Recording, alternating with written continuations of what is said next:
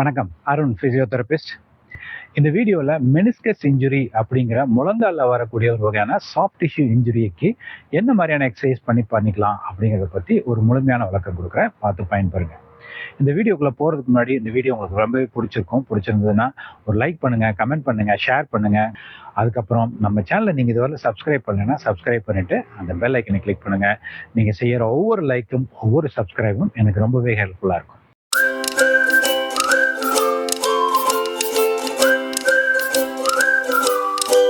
இப்போ முழங்காலில் மெனிஸ்கஸ் அப்படின்னு சொல்லுவோம் இல்லையா? அந்த மெனிஸ்கஸ்னா என்ன? அது என்னன்னா ஒரு வகையான சாஃப்ட் டிஷ்யூ ஜவ்வுன்னு சொல்லுவாங்க, முழங்கால் ஜவ்வுன்னுலாம் சொல்லுவாங்க சில பேர்.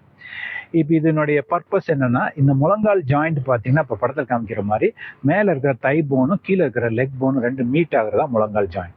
இந்த மீட் ஆகுற இடத்துல ஒரு வகையான ஒரு குஷனும் ஒரு மெக்கானிக்கலாக அட்வான்டேஜ் வேணுங்கிறதுக்காக ஒரு ஸ்ட்ரக்சர் ஒன்று இருக்கும், ஒரு சாஃப்டான குஷன் ஸ்ட்ரக்சர் இருக்கும். அதுக்கு பேர் தான் மெனிஸ்கஸ். இது பார்த்தீங்கன்னா அந்த முழங்கால் போனுடைய உள்ளு பக்கம் வெளிப்பக்கமும் ரெண்டு பக்கமும் ஒரு பிறை வடிவத்தில் இருக்கும். இப்போ படத்தில் காமிக்கிற மாதிரி. இப்போ நீங்க ஒரு சேர் இருக்குன்னு வச்சுங்களேன், அந்த குஷன்லாம் இல்லாத சேர்ல நீங்க எவ்வளவு நேரம் உட்காருவீங்க? ஒரு மணி நேரம், ஒரு அரை மணி நேரம் உட்காந்தீங்கன்னா வலிக்கு பின்னாடிலாம். இதே இது உங்களுக்கு ஒரு குஷன் சேர் இருந்ததுன்னு வச்சுக்கங்க, அப்படியே ஜம்முன்னு உட்காந்துருக்கலாம், எவ்வளவு நேரம்லாம் உட்காந்துக்கலாம், நல்லா தூக்கம் வேற வரும். இது மாதிரிதான் நீங்க நிற்கும் போது இந்த போனும் கம்ப்ரஸ் ஆகும்போது அதுக்கு ஒரு சின்ன சாஃப்ட் ஒரு குஷன் எஃபெக்ட் கொடுக்கணும் அப்படிங்கிறதுக்காகவும் இந்த மெனிஸ்கஸ் இருக்கு. இது இல்லாமல் ஜம்ப் பண்ணும் போதோ இல்லை கீழே குதிக்கும் போதோ ஏதோ ஒரு இடத்துல அந்த ஷாக்கை அப்சார்ப் பண்ணுறதுக்கும் அது அந்த மெனிஸ்கஸ் வேலை செய்யுது. இந்த மெனிஸ்கஸ் எதனால எல்லாம் இன்ஜுரி ஆகும் அப்படின்னா ரெண்டு வகையான இன்ஜுரிஸ் இருக்கு. ஸ்போர்ட்ஸ் இன்ஜுரிங்கிறது யங் அடல்ட் அப்படிங்கிறாங்க இல்லையா, அவங்களுக்கு இந்த வழிகள் வரலாம். இதே இது வயசானவங்களுக்கு டீஜெனரேட்டிவ், அதாவது தேய்மானங்கள் ஆகும்போது ஒரு 50 வயசுக்கு மேல இருக்கவங்களுக்கும் இந்த மெனிஸ்கஸ் இன்ஜுரி வரலாம். இப்போ ஸ்போர்ட்ஸ் இன்ஜுரி வர்றவங்களுக்கு பார்த்தீங்கன்னா எப்படி தெரியும்?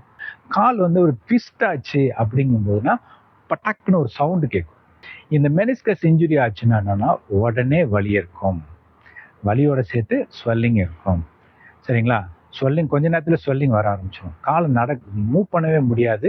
காலை மடக்கி நீட்டுறது கொஞ்சம் கஷ்டமா இருக்கும். முக்கியமாக காலை நேராக மேலே நீட்ட முடியாது, காலை நேராக ஸ்ட்ரைட்டாக நீட்ட முடியாது.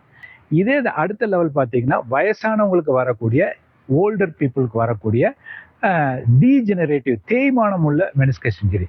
இவங்ககிட்டலாம் என்ன கேட்டீங்கன்னா என்னன்னே தெரிலங்க, வலியில் கொஞ்சம் கொஞ்சமாக இருந்தது, அப்படியே வர ஆரம்பிச்சது, வலி அதிகமாச்சு, இப்போல்லாம் நின்று நடக்க கூட முடியல, வலி அதிகமாகுது. அதை அன்னைக்கு ஒரு நாள் மேபி அந்த ஒரு சவுண்டு கேட்டுச்சுன்னு நினைக்கிறேன் அப்படிங்கிற மாதிரி எப்போ எதுன்னு தெரியாமல் அது கிராஜுவலாக இருக்க கொஞ்சம் கொஞ்சமாக வந்திருக்கலாம். ரெண்டு வகையான ட்ரீட்மெண்ட் தான். ஒன்று கன்சர்வேட்டிவ் மேனேஜ்மெண்ட் அப்படிங்கிறது என்னன்னா, டாக்டர்ஸ் இல்லாமல் ஃபிசியோதெரபிஸ்ட்டை நீங்கள் போனீங்கன்னா அவங்க ஆரம்பத்தில் வலியை குறைக்கிறதுக்கு, ஸ்வெல்லிங் குறைக்கிறதுக்கு ட்ரீட்மெண்ட்டும், அது பின்னாடி அந்த பிரச்சனைகள் பெருசாக ஆகாமல் இருக்கிறதுக்கும் அதை சரி பண்ணுறதுக்குன்னா ட்ரீட்மெண்ட்டும் கொடுப்பாங்க. இது இன்னொன்று, டாக்டர்கிட்ட போனீங்கன்னா ஒரு ஆர்த்தோபெடிக் சர்ஜன்கிட்ட போனீங்கன்னா அவங்க என்ன பண்ணுவாங்கன்னா மெனிஸ்கெக்டமி, அதாவது மெனிஸ்கெக்டமி அப்படிங்கிறது என்னன்னா, இல்லைன்னா ஆர்த்ரோஸ்கோபிக் மெனிஸ்கஸ் சர்ஜரின்னு சொல்லுவாங்க. இது ரெண்டுமே பார்த்தீங்கன்னா ஒரு ஓட்டை போட்டு உள்ள அது என்ன டேமேஜ் இருக்கோ அதை கட் பண்ணி எடுக்கிறது, சரி பண்ணிட்டு சர்ஜரி பண்ணுது. இல்லைன்னா சப்போஸ் கிழிஞ்சு இருந்ததுன்னா அதை சூச்சை தைச்சு விடுறது, இதெல்லாம் பண்ணுவாங்க. இப்போ ரீசெண்டாக ஒரு ரிசர்ச் ஒன்று பண்ணாங்க. என்னன்னா உண்மையிலே ஒரு meniscectomy repair, meniscal repair, arthroscopic meniscal repair பண்ணின குரூப் ஆஃப் பேஷண்ட்ஸ்க்கும் ஷாம் சர்ஜரி அப்படின்னு சொல்லுவாங்க, அதாவது சும்மா சர்ஜரி மாதிரி பண்ணியிருப்பாங்க, உள்ள ஒன்றும் பண்ணியிருக்க மாட்டாங்க, அந்த மாதிரியான குரூப் ஆஃப் பீப்புள், இந்த ரெண்டு குரூப் ஆஃப் பீப்புளையும் வச்சு பண்ணும்போது பெரிய லெவலில் எஃபெக்ட் டிஃப்ரென்ஸே தெரியல. இந்த உண்மையாக சர்ஜரி பண்ணவங்களுக்கும் இந்த சர்ஜரியே பண்ணாமல் சும்மா ஒரு சைக்காலஜிக்கலாக சர்ஜரி பண்ணியிருக்கோம் நம்பிட்டு இருக்கவங்களுக்கும் உண்டான டிஃப்ரென்ஸ் பெருசாக எதுவுமே இல்லை. அது இல்லாமல் 5 வருஷம் ஃபாலோ பண்ணி பார்த்ததுல அந்த சர்ஜரி பண்ண பீப்புளுக்கு ஆர்த்ரைட்டிஸ், நீ ஆர்த்ரைட்டிஸ் அப்படிங்கிற இந்த மூட்டு தேய்மானம் வருது இல்லையா, இது வர்றதுக்கு உண்டான சான்சஸ் அதிகமாக இருக்குன்னு சொல்லி ஆராய்ச்சியில் சொல்லியிருக்காங்க. ஃபர்ஸ்ட் நீங்க பார்த்தீங்கன்னா வலி, அதாவது ஒரு இன்ஜுரி ஆகுது அப்படின்னு சொன்னா அங்க வலி வரும். ரெண்டாவது ஸ்வெல்லிங் வரும். மூணாவது நீ ஸ்டிஃப் ஆகும். ஸ்வெல்லிங் ஏன் வருது அப்படின்னு சொன்னா, நம்ம உடம்பு, நான் திரும்ப எல்லா வீடியோலும் சொல்றேன், ஒரு வண்டர்ஃபுல் மெக்கானிசம், வண்டர்ஃபுல் ஒரு மெஷின். ஸ்வெல்லிங் என்ன பண்ணுன்னா, நம்ம அதிகமான பிளட்டை அந்த ஏரியாவுக்கு டேமேஜ் ஆயிருக்கு இல்லையா, அந்த ஏரியாவுக்கு பாடி அது அனுப்பிச்சுட்டே இருக்கும். எதுக்கு பிளட் போகுதுன்னா, பிளட் என்ன போகுதுல அது லாரி, நம்ம அந்த டேமேஜ் ஆன இடத்துல ஹீலிங் பண்ணுறதுக்கு உண்டான ஆக்சிஜன், நியூட்ரியன்ஸு, அதுக்கு தேவையான எல்லா விஷயங்களும், விட்டமின்ஸ், மினரல்ஸ் எல்லாத்தையும் எடுத்துக்கிட்டு போகிறது தான் பிளட்டு. இது எடுத்துகிட்டு போகிறது மட்டும் கிடையாது, அங்கே போய் எல்லாத்தையும் கொடுத்துட்டு, அங்கே வேஸ்ட் இருக்கும் இல்லையா, அந்த டிஷ்யூ டேமேஜ் ஆனோடனே அந்த வேஸ்ட்டு இல்லை மெட்டபாலிக் வேஸ்ட்லாம் சொல்லுவாங்கள்ல, அது எல்லாத்தையும் திருப்பி க்ளீன் பண்ணிட்டு வந்துடும். ஸோ இது போய் கொடுத்துட்டு திருப்பி எடுத்துகிட்டு வரும். அப்போ அதிகமான பிளட் சர்க்குலேஷன் ஃபோக்கஸ் அங்கே ஆகும்போது ஒரு டைமில் வந்து டிராஃபிக் ஜாம் மாதிரி அங்கே ஆகும். அந்த டிராஃபிக் ஜாம் ஆனால் என்ன ஆகும், நிறைய அப்படியே பில்டப் ஆகும். அது மாதிரி அந்த ஏரியா வந்து ஸ்வெல்லிங் ஆகும். இந்த ஸ்வெல்லிங் வந்து இட் இஸ் நார்மல். இந்த ஸ்வெல்லிங் வர்றவங்களுக்கு என்ன பண்ணலாம்னா, அந்த ஸ்வெல்லிங் அதே இடத்துல இருக்க விடக்கூடாது.